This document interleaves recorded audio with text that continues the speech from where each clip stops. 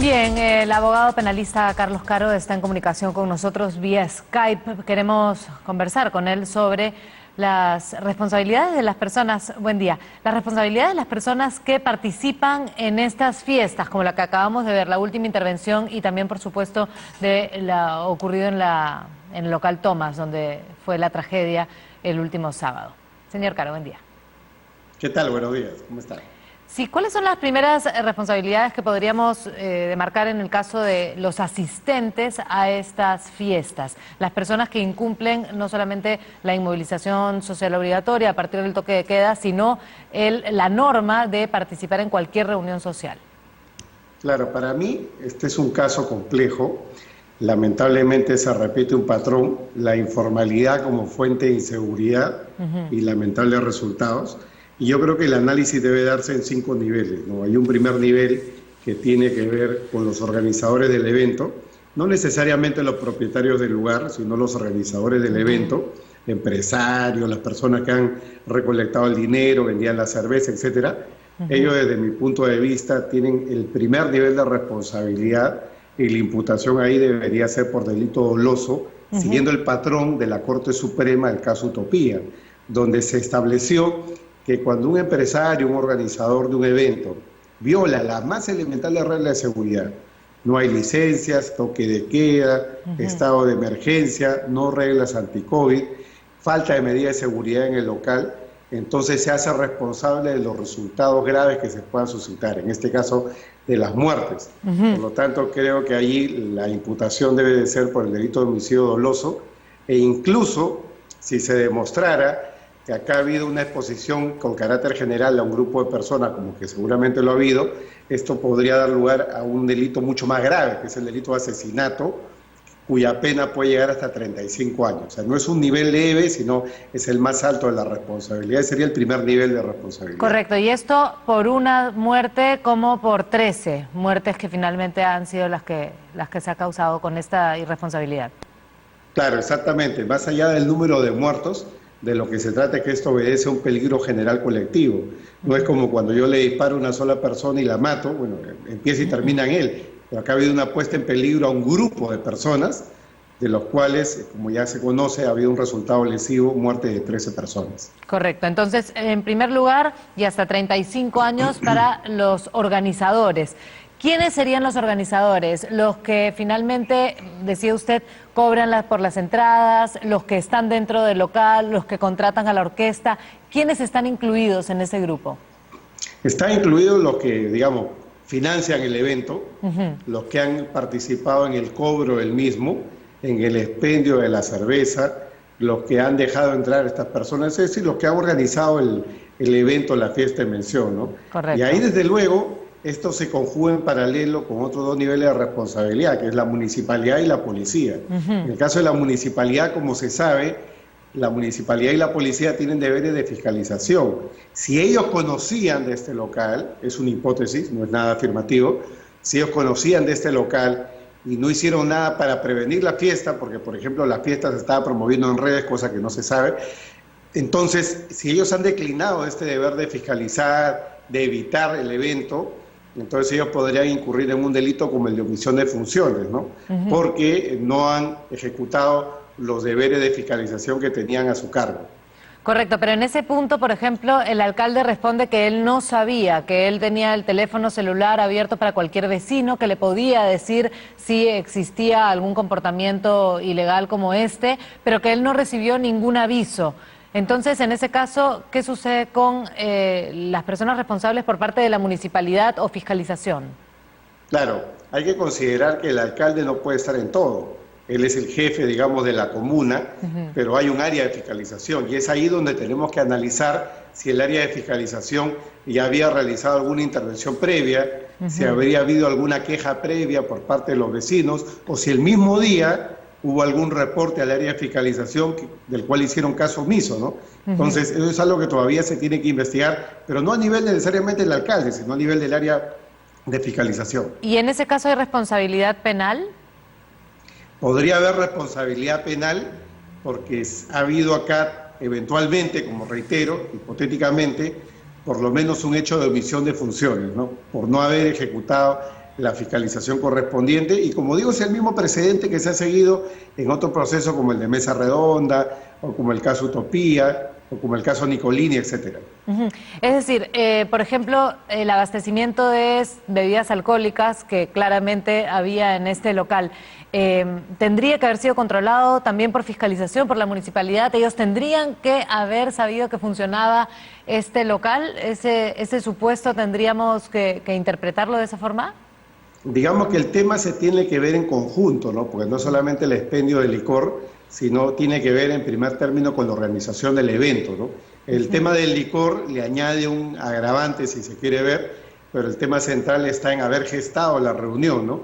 Podía no haber alcohol y seguramente el resultado hubiera podido ser lamentablemente igual, ¿no? Correcto. ¿Y sería suficiente con que los vecinos digan, sí, nosotros dimos aviso de esto? Exactamente, ¿no? Y ahí entra también a tallar la posible responsabilidad de la policía. Hay muchas hipótesis en este momento desde el punto de vista de los hechos. Doctor Caro, antes de entrar a la policía, ¿cuál sería en todo caso la responsabilidad penal, el tiempo de pena para los responsables por parte de la municipalidad y de fiscalización?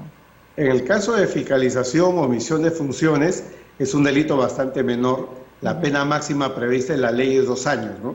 Correcto. Muy distinto sería, claro, sin prisión efectiva. Muy distinto sería si se probara, por ejemplo, que esto ha obedecido un hecho de corrupción o que ha habido un dinero para evitar la fiscalización, pero nuevamente son hipótesis que todavía deben estar en el marco de una investigación más grande. Claro, y en ese punto tal vez es por eso lo que hablábamos antes con el general Pérez Rocha, la policía actúa sola, sin seguridad ciudadana, dicen que porque realmente el alcalde no tenía personal debido al coronavirus, pero también puede ser que haya habido una dificultad por parte de la municipalidad para la policía, para poder intervenir, en todo caso que la policía haya tenido que hacerlo por su cuenta. Claro, si la policía tenía que hacerlo por su cuenta, porque fiscalización no tenía personal o no contaba con las medidas de seguridad básicas, o porque hubiera corrupción, no van, en esa hipótesis. Claro, si hubiera corrupción, evidentemente eso marcaría ya una pauta propia, sanción por delitos de corrupción, ¿no?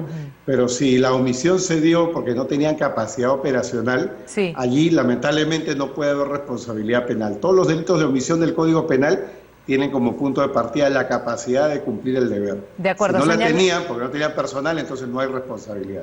Correcto. Señalaba usted también a la policía como el tercer punto. Exactamente, la policía podría tener algún margen de responsabilidad si es que no ha seguido los protocolos de ley. Una intervención de esta naturaleza, por más rápida que sea, por más imperiosa, urgente que sea, tiene que seguir unos protocolos mínimos de seguridad. Hay versiones contradictorias entre los asistentes, la policía. Tal vez algunos dicen ahí que ha habido gases lacrimógenos, la policía ha dicho que no. Sí. También un asistente ha dicho que han habido disparos, la policía dice que no. Es un tema que se tiene que investigar. En todo caso, el punto de partida es que los principales responsables son los organizadores y para llegar a la policía, hipotéticamente, tendría que acreditarse que ellos han violado los protocolos mínimos de seguridad, cosa que todavía no está nada claro, pero en el mar o en el horizonte de la investigación tiene que considerarse. El uso de armas es una cosa y otra, por ejemplo, es haber podido mantener la puerta abierta, que finalmente es lo que hace esta trampa mortal. ¿Eso también sería una responsabilidad para la policía en esta falta de protocolos? Claro, podría ser porque, digamos, en la hipótesis de que todos van a querer escaparse, son muchachos, son gente joven, además están haciendo algo manifiestamente ilegal. Como hipótesis, digo, no hay nada acreditado, la policía puede cerrar la puerta para tratar de multar a todos, ¿no? Es decir, acá todos pagan por la multa, todos lo llevamos a la comisaría, nadie se escapa y al final se ha producido una situación caótica, ¿no? Correcto. Entonces la policía debió prever eso, pero eso desde mi punto de vista sería, en el caso de que hubiera sido así, un factor contributivo pero no determinante, porque ahí entramos también a los últimos niveles de responsabilidad, que es el de la propia víctima y de los que han subsistido, es decir, los que han sobrevivido, ¿no? Las propias víctimas se han autopuesto en peligro, es como una persona ebria que cruza por la vía expresa corriendo a las 8 de la mañana, ¿no? Se autopone en peligro, es decir, independientemente de la posible negligencia de un conductor, la víctima también ha contribuido a su propio daño. Y eso es lo que acá ha sucedido, ¿no? Han violado el toque de queda, han violado las medidas de seguridad, varios de ellos tenían COVID, entonces se han expuesto al ingresar a un lugar público, cerrado, de forma ilegal, y eso, digamos, en términos prácticos podría significar, si se probara que ha habido esta negligencia de las víctimas, de los propios muertos, podría significar de que se le disminuye en algo la responsabilidad penal a los organizadores o a los funcionarios públicos que hayan tenido alguna responsabilidad. Y a los detenidos también, de alguna manera tienen que continuar las investigaciones, pero tampoco van a quedar detenidos.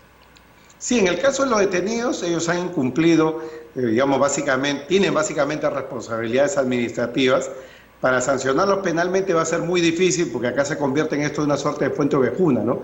Nadie va a decir yo empujé, yo asfixié, yo pisoteé. Ha sido una situación muy caótica, va a ser muy difícil de probar quién hizo qué, así que lo más probable es que ellos pasen a ser básicamente testigos, aunque su negligencia, aunque su irresponsabilidad puede también contribuir a disminuir la responsabilidad de los organizadores y eventualmente las autoridades. Y ya para cerrar, porque no tenemos más tiempo, el hecho de que hayan sido también las personas que han estado contagiando de alguna manera, los asistentes 15 de 23 estaban con COVID, esa pena, ¿cómo se trabaja o cómo funciona?